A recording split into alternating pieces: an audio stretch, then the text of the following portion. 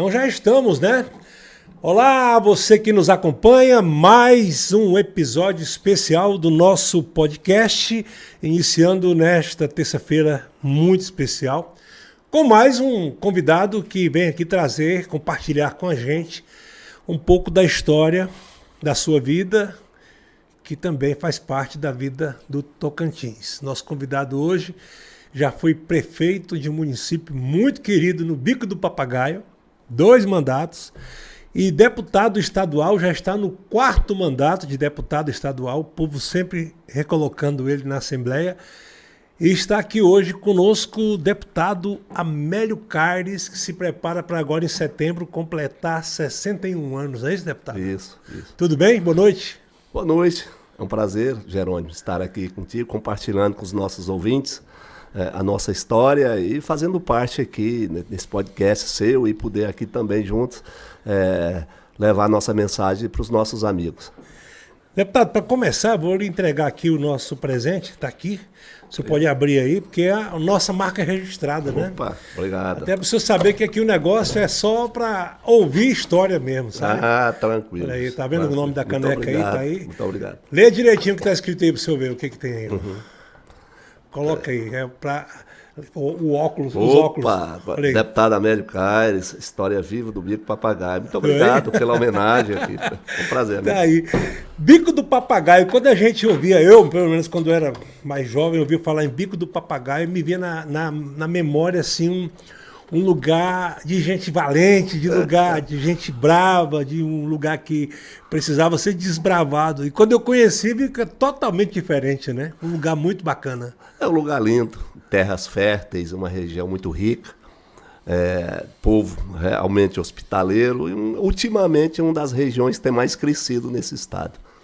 A indústria, ficamos muito perto, a exemplos que nós estamos ali a 55 quilômetros de Imperatriz, 120 de Marabá e 200 de Araguaína, ou seja, uma região ali circulada por grandes centros comerciais e uma terra excelente. A comunidade, o Bico, hoje o Bico passa a ser a referência no nosso estado, que outrora, igual frisou você, era tido como uma região que servia para condenar alguém, um má funcionário, por exemplo, era ameaçado de transferir para o Bico do Papagaio e essa situação ficou dessa forma. Inclusive, comigo mesmo aconteceu um episódio nesse sentido. Conta pra gente aí como é que foi essa história.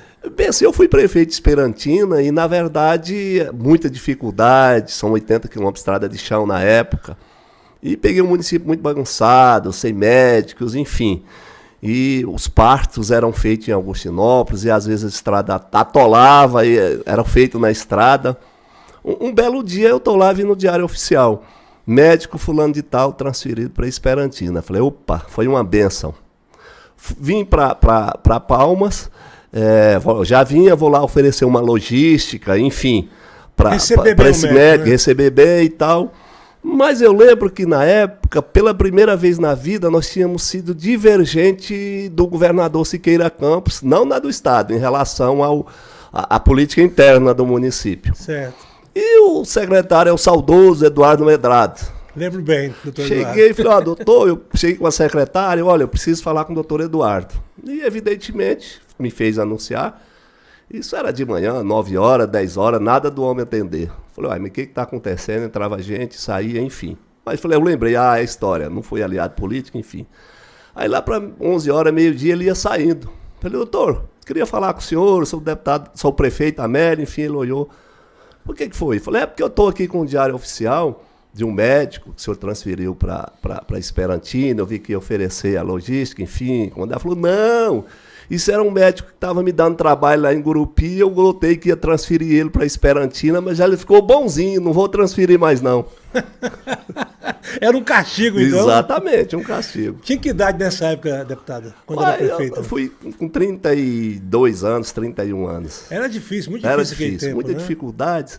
E só para complementar, Jerônimo, enquanto a gente conseguiu, naquela época, que não conseguia médico e que a região serviria para poder condenar um má profissional, principalmente nesse sentido, de acordo com o episódio que aconteceu comigo, hoje o Bico do Papagaio tem a primeira faculdade de medicina gratuita pela Unitins do estado do Tocantins. Você vê a diferença. É verdade. Enquanto a gente não tinha um médico para ser transferido, hoje nós estamos formando os médicos no Bico Papagaio. Inclusive, eu até ia tocar nesse assunto mais na frente, mas já que o senhor falou, eu lembro bem de quando surgiu essa movimentação para a criação desse curso de medicina em Augustinópolis, né? A luta que o senhor fez, inclusive a gente fez algumas matérias retratando essa luta. Claro que teve a participação de muitos deputados da Assembleia, mas o senhor levantou uma bandeira ali e comprou até briga, né? Que eu lembro uma vez que eu liguei para o deputado Amélio, isso aqui são os bastidores da notícia, né? O deputado Amélio estava indo para Gurupi. O senhor lembra disso? Lembro. Olha, deputado, em Gurupi você está mudando sua atuação política? Não, eu estou tentando ver se eu consigo levar a Unirg para Augustinópolis, porque não está tendo oportunidade, não foi isso?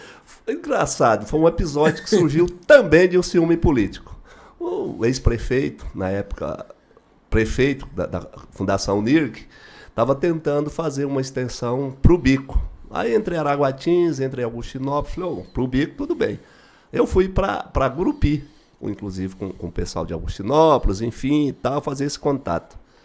Chegando no palácio, criou-se um ciúme político do ex-gestor do Estado, do ex-governador, com o Laurês, que tinha uma briga interna na política. E ele foi questionar o porquê de eu ter ido em Gurupi, atrás do Laurês, que era desafeto político dele, para levar para o Bico. E que eu ia ter dificuldades, porque tinha que passar nos conselhos estaduais, enfim, essa coisa toda. E eu vi uma insatisfação política nele nesse sentido. Falou, governador, é muito simples. O senhor acha que é esperteza? Enfim, então tem um jeito. Então, já que vai levar pela Unirg, que é uma parcela, embora menor, de 3, 4 mil reais, o senhor leva pela Unitins de graça? Aí ele virou para um secretário-chefe da Casa Civil dele, chefe do gabinete dele, falou, fulano, tem jeito? Ele falou, jeito tem. Aí fizemos esse compromisso, ou seja, partiu de um ciúme político, mas de certa forma era uma briga nossa, uma insistência, e graças a Deus fizemos esse compromisso. A quem de direito eu devo agradecer, porque o cidadão pode ter tudo, agora não pode ter ingratidão. Independente de que situação política saiu ou continuou o ex-governador Mauro Carlesse, mas eu devo, o Bico Papagaio deve isso a ele, a criação da Faculdade de Medicina em Augustinópolis. E a gente tem que reconhecer o que o cidadão fez. Eu já falei isso várias vezes, que para a história do Tocantins, e pelo que eu conheço, né, que trabalho na comunicação desde 92, um dos fatos históricos que eu considero é essa Faculdade de Medicina em Augustinópolis, porque as pessoas ainda hoje não têm noção do que vai ser a mudança que isso vai trazer para aquela região, para toda aquela cidade. Eu quero saber do senhor, que aos 30 e poucos anos já era prefeito de Esperantina, né? Tem vários irmãos da família ali que chegaram bem antes ali, pioneiros nessa região, e que hoje não só está assistindo à Faculdade de Medicina, mas como teve um papel decisivo para essa faculdade ser uma realidade hoje para o filho como eu falei inclusive já, da quebradeira de coco, né? Estudar, ser médico. Sem dúvida, eu acho assim, essa mudança, essa transformação, com o tempo que a comunidade vai perceber. Já visto os grandes centros, que foi Gurupi, que foi Araguaína, que foi Porto, enfim. A evolução de uma cidade dessa, com uma faculdade dessa, só o tempo que vai acompanhando, de certa forma, gradativamente. Mas transformou. É uma transformação e tanto, enfim, e Augustinópolis, a região, que já é uma baita de uma bacia leiteira, um centro comercial, uma referência, terras férteis, muito boa, o Bico Papagaio, e hoje é referência universitária. Augustinópolis hoje é uma cidade universitária. Tem a FABIC, tem a Unitins e tem agora curso de medicina na Unitins. Mas principalmente pela centralização que é a região. Então, assim, só para você ter uma ideia, você pode procurar aí no Brasil aí inteiro, não existe uma cidade com 20 mil habitantes que tem uma faculdade de medicina. Talvez Augustinópolis seja a primeira.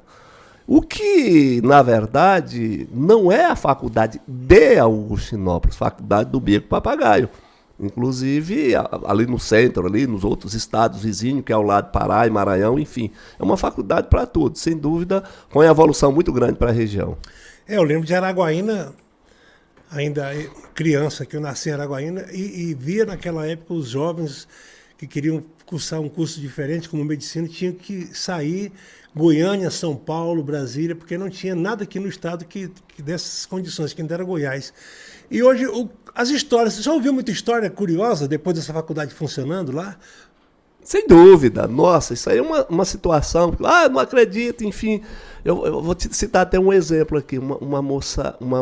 Eu vi um áudio de uma moça que passou no curso de medicina, no vestibular de Goiânia.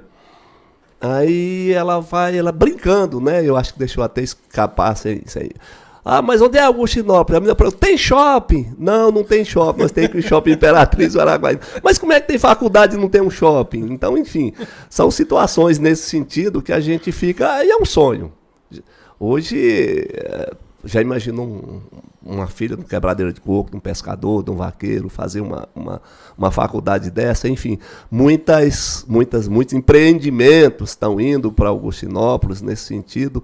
Eu acho que foi um sonho de todos, e dar às pessoas uma oportunidade que eu não tive. Eu praticamente nascido e criado na roça, fiz o ensino fundamental morando na roça, indo de cavalo estudar na cidade, enfim, então são histórias que gratificam. A gente que está na vida pública, principalmente na região do Bico, onde a minha família, Deus tem, e o povo tem agraciado com vários mandatos, eu acho que é um feito que vai ficar histórica. Eu acho que, tipo assim, se eu parasse na política hoje, já seria um dever cumprido com essa faculdade. Aliás, a própria Unitins, com os outros cursos, já foi nós que levamos para Augustinópolis, porque não tinha a extensão da Unitins, era só Palmas. E na época, com o então secretário institucional Eduardo Siqueira Campos, e a gente alinhado muito forte, sempre fomos do governador, e conseguimos estender o curso, a extensão da Unitins para Augustinópolis, com agronegócio, enfermagem, direito, e parece que uns 4 ou 5 cursos.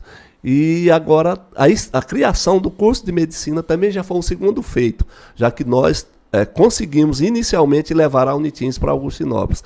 E interessante, lá tinha a Fabic, que fazia os cursos. Levando a Unitins para lá, nós conseguimos recepcionar o aluno que pagava na Fabic no mesmo período na Unitins de forma gratuita.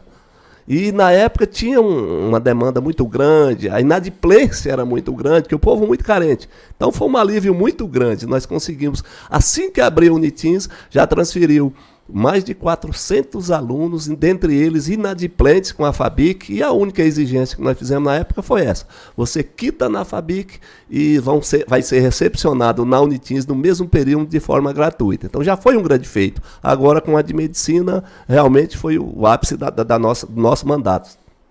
De graça, medicina de graça. Deputado, 4º mandato, e fala assim, hoje na política, conseguir ser reeleito 3 vezes, né? Inclusive a gente tem percebido no Bico Papagaio, parece que o nome de Amélio Carlos está ainda mais forte. Isso é resultado desse trabalho, dessa dedicação para as coisas acontecerem na região? Sem dúvida, mas eu acho assim que o feito, não só meu, aí eu atribuo, por exemplo, ao meu irmão, que hoje é prefeito de Augustinópolis, que foi o primeiro que entrou na política, 5 mandatos de prefeito. E um da esposa, 6. Ou seja, Augustinópolis teve uma eleição suplementar e teve 10 eleições. Das 10 eleições até hoje, criação de Augustinópolis, 11, porque teve um mandato de 6 anos, das 10, teve 11, ele disputou envolvido em 10. Das 10 ele ganhou 9, perdeu uma eleição suplementar. Quando elegia ele, o sobrinho, a esposa elegia seu sucessor.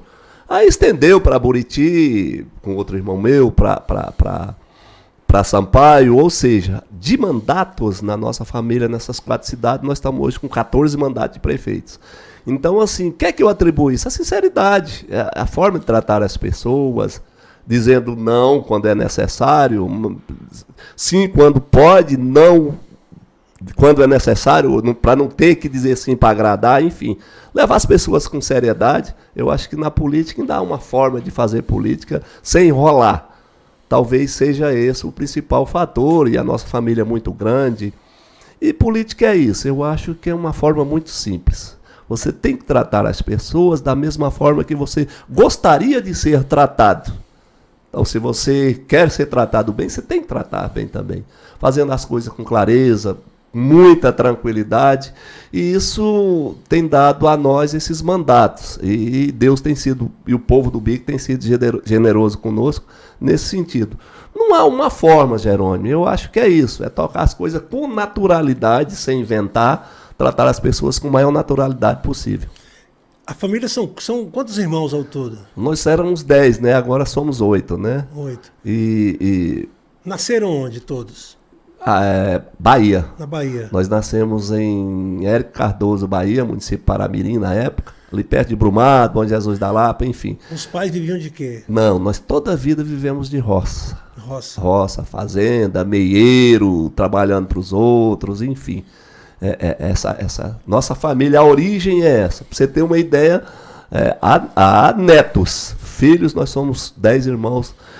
Eu acho que o que teve melhor proveito tirou lá um ensino, acho que médio. Nós não teve nenhum da família de nível superior. Em circunstância de viver na fazenda, na roça. Pegou no pesado mesmo? No pesado, trabalhando. Fazia o quê quando era jovem ali, criança? Nós trabalhávamos na roça para os pais, né? Aquela época, trabalhar para os pais, roçando pasto e tirando um leitinho. Plantando capim na enxada, plantando coloião de muda, aquela época mesmo, enfim, as dificuldades. Nunca mesmo tivemos. Aí depois, propriedade aqui, outra acolá, mas na verdade, todos nós somos da roça mesmo, todo mexe com uma propriedadezinha. E aí foram para o Bico Papagaio ou vieram para o Tocantins quando? Que ano? Nós saímos de 70 para Mozarlândia, quando foi em 76, meu pai votou, em novembro nós colocamos uma mudança no caminhão toco, botar uma lona em cima e um colchãozinho no meio, 6 irmãos e descemos para o Bico Papagaio. Seria Araguaína, que meu pai tinha um primo, talvez o Horácio Trindade, Osmar, o primo Horácio é primo primeiro do meu pai. Tá lá o Bigão, você conhece, o Rubens, aquele pessoal são parentes nossos. E, induzido por eles, ficariam em Araguaína. Mas Araguaína, condição maior, e nós fomos para o Bico Papagaio, fomos para Augustinópolis. E a primeira propriedade foi feito limpo no lugar de fazer o barraco, queimado no lugar de fazer o barraco e furar o poço, cobrir de palha para poder aí então desbravar. Mas que idade tinha nessa época? Eu tinha na faixa de 14, 15 anos. Lá no Bico. E o coração cheio de sonhos, né? Não, demais. Mas vindo pro Goiás, né? Era o Goiás. Era o Goiás. Vim pro Goiás. Aí moramos lá, criamos a família, toda a vida na roça, enfim. Cuidando mesmo do campo mesmo, da roça. E o sonho é esse. Aí fomos para Augustinópolis, aí o meu irmão inventou um tal de um bar, por isso que é o nome Antônio do Bar, enfim. Aí posteriormente, uma serraria, e fomos para Esperantina. Eu mesmo fui para Esperantina mexer com serraria. E na época lá foi que... Mas na verdade a raiz mesmo política começou com o Antônio do Bar. Em Augustinópolis. Em Augustinópolis. Ele que foi o precursor aí da família. E a gestão dele repercutiu na região. Então, assim, por exemplo, praticamente Sampaio, Buriti, Augustinópolis, tudo era município de São Sebastião. Nós foi criando, rezando, criando novos municípios, mas a referência política mesmo sempre foi ele. E hoje, se fosse fazer um relato aqui, um resumo dessa chegada no Bico Papagaio, para hoje a família já com prefeito, deputado, qual seria hoje a sua avaliação? O momento é gratidão mesmo com a comunidade e eu acho que foi muito importante, houve um crescimento, principalmente em termos econômicos, porque nós começamos a trabalhar, enfim, mas principalmente em termos políticos. De dedicar as pessoas do dia a dia, foi muito positiva. Vimos criar esse estado, vimos criar Augustinópolis, e, enfim, criamos ali conjuntamente, e o momento e o sentimento hoje é de gratidão. Gratidão com a Deus, gratidão à comunidade, e assim, poder tido a condição de contribuir com o crescimento desse estado.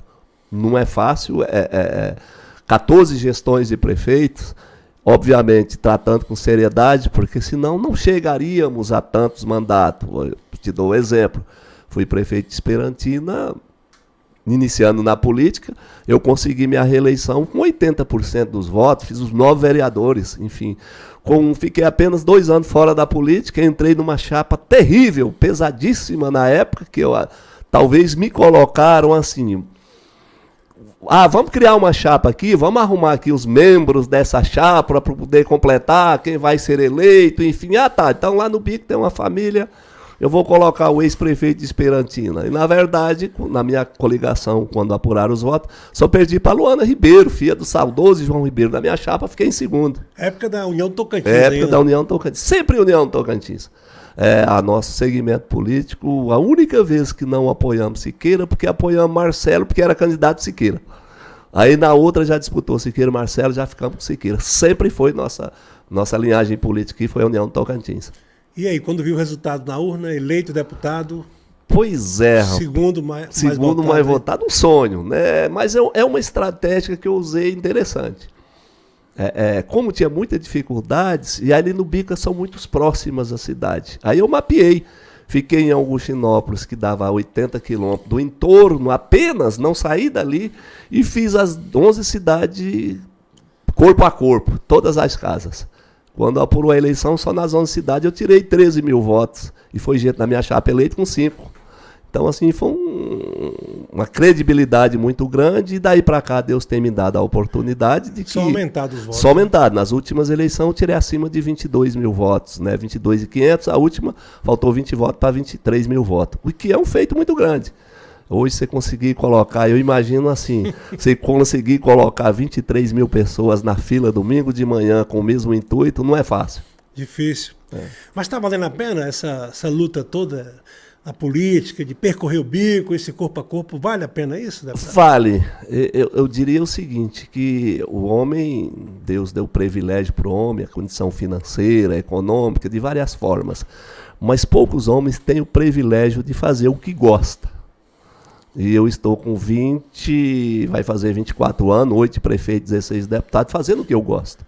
Então, assim, valeu a pena, sim. Quando você olha para trás, você vê o reconhecimento, a sinceridade. E quando você vê abrir as urnas, que vê que o povo novamente confiou em você, vale a pena. É um sentimento de gratidão mesmo assim, de dever cumprido. E os pais acompanharam um pouco dessa trajetória? Meu pai é aquele cara experiente, faleceram, mas meu pai é aquele cara experiente, que a gente tinha prazer em sentar com ele para ouvir os conselhos dele. Muito alinhado, muito fino. Minha mãe, fã do Siqueira Campos, ainda guardava aquele cartãozinho dele, quando dava no dia do aniversário, que ele ligava para ela, ali ela enchia de vida, né? O Siqueira lembrou de mim, enfim. Mas acompanharam, aconselharam. Meu pai é um homem muito sábio, era um homem muito inteligente e nos guiou nesse sentido, principalmente no sentido de sinceridade. Às vezes as pessoas chegavam lá, mas o seu filho falou isso. Falou não, falou, não cumpriu não, então eu vou cumprir por ele. Filho meu não fica com compromisso sem ser cumprido. Então era aquele tempo do fio do bigode mesmo assim. E essa credibilidade dos meus pais talvez nos levou ao sucesso na política pela sinceridade que encarava as coisas. E hoje qualquer realidade que se observa no Bico do Papagaio, tendo não só vivido, né, essa situação, essa história, como também participado e tem até hoje sendo efetivo nessa construção. E qual a avaliação que o senhor faz hoje dessa realidade? Não, ótima. Cresceu muito a região, uma região profícua, uma região muito boa. Politicamente está, de certa forma, muito bem representada. Já chegamos a ter 5 deputados. Por exemplo, Augustinópolis, cidadezinha desse tamanho, eu, Manuel e Derval, com 3 deputados. Hoje temos bons representantes, temos um excelente deputado Jair Farias, temos aí um excelente Fabião Gomes, de uma família tradicional, enfim. Já tivemos ali Oswaldo Reis, 5 mandatos de deputado, já tivemos o Homero Barreto, enfim. É uma região muito bem representada, o povo super politizado, talvez seja uma das regiões mais politizadas desse estado, seja o Bico Papagaio. Povo inteligente, tem sabido escolher seus representantes, não só a nível de estado, mas a nível de município. E assim, é uma região que está pronta para o sucesso, o povo inteligente tem abraçado ultimamente a nossa campanha, e eu vejo aí o quadro político atual, de certa forma, muito bem determinado lá no Bico, muito bem esclarecido, o pessoal muito profícuo, esperando aí essa eleição, mas é um povo inteligente. Pensa num povo danado, aquele povo do Bico Papagaio. Bem politizado. Bem né? politizado. Eu já ouvi vários comentários aí na famosa Rádio Peão dos Bastidores, nome de Amélio Caires, que poderia disputar uma cadeira na Câmara Federal. Já vi também que Amélio Caires poderia ser candidato aí numa chapa majoritária, compor uma majoritária. Essas histórias tem uma fumaça aí, tem fogo também? Já teve fogo nisso aí? Na verdade, eu acho que o Bico merece, nesse sentido. Mas eu não quis disputar, modéstia à parte, não quis disputar uma eleição ainda a nível federal. Porque o meu perfil é muito próximo do dia a dia, do corpo a corpo. E eu entendo que ao ir para Brasília se ausentaria um pouco mais do meu estilo político. Para você ter uma ideia, eu tenho aí uns, sei lá, no Bico Papagaio, 5, 10 mil contatos, que a comunidade nos trata de forma direta, nos liga direta, você chega, é o dia a dia, tem um evento, um festejo, enfim, quer dizer que não avisaram a Mary e tal, não tá, o povo já estranha quando eu não estou presente nessas situações mais internas. Então, assim, eu acho que ir para Brasília ficaria um pouco distante, mas eu percebo e o Bico Papagaio realmente precisa de um representante no Congresso, já que tivemos o último Oswaldo Reis e Homero Barreto. E a região elege. Eu acho assim, o povo do Bico é muito barrista.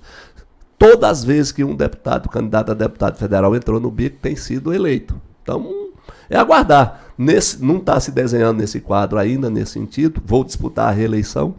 Quanto à chapa majoritária, já houve sim o convite pelos governadores anteriores nesse sentido. Mas vamos aguardar. Eu acho que temos bons nomes. Eu vejo aí, vou compor com o governador Vanderlei, estou no partido dele. E eu acho assim, tem bons nomes. Nós temos aí vários centros, grandes centros também, com bons nomes para compor essa chapa de vice. Bacana. Hoje estamos aqui recebendo o deputado Amélio Caires. Como eu disse no início do nosso podcast, foi prefeito por 2 mandatos de Esperantina no Bico do Papagaio. Está no seu 4º mandato de deputado estadual e trabalhando, como ele acabou de dizer, por uma reeleição.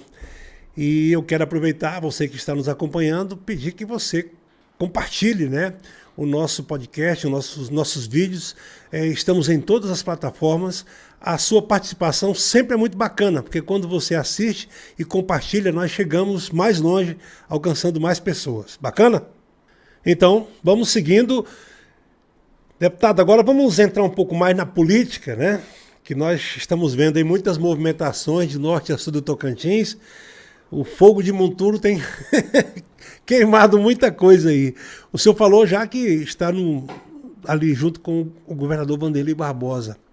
E essa movimentação desse grupo político na sua mente, na sua cabeça aí, desse xadrez, como é que deve ser para melhorar ou para dar a vitória para esse grupo? Jerônimo, criando a credibilidade. Esse Estado está um pouco, devido aos últimos acontecimentos, o povo caiu num certo descrédito, os políticos, nós, enfim. Mas tratar a coisa séria, com sinceridade, tem muita coisa para se fazer. A forma que o governador Vanderlei começou, eu acho que é a correta, dialogando, tratando com as classes, trabalhadores, transferindo aquilo que outrora serviria para o Estado, de certa forma, manter o cidadão ali. Ele foi lá e entregou para os prefeitos, dando credibilidade para os prefeitos, para os municípios. Enfim, eu vejo o cidadão preocupado, um rapaz novo, criado nesse Estado, perfil político muito bom, a família política nesse Estado, e eu vejo ele tratando as coisas com sinceridade. Até de certa forma surpreendendo.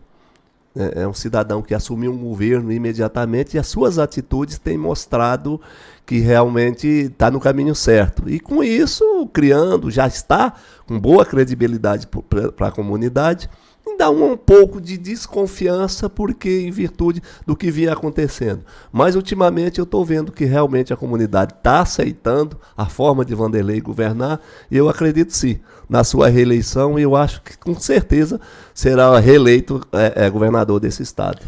Vanderlei Barbosa, que foi deputado com o senhor na Assembleia. Mudou da Assembleia para o governo? A pessoa Vanderlei? Não.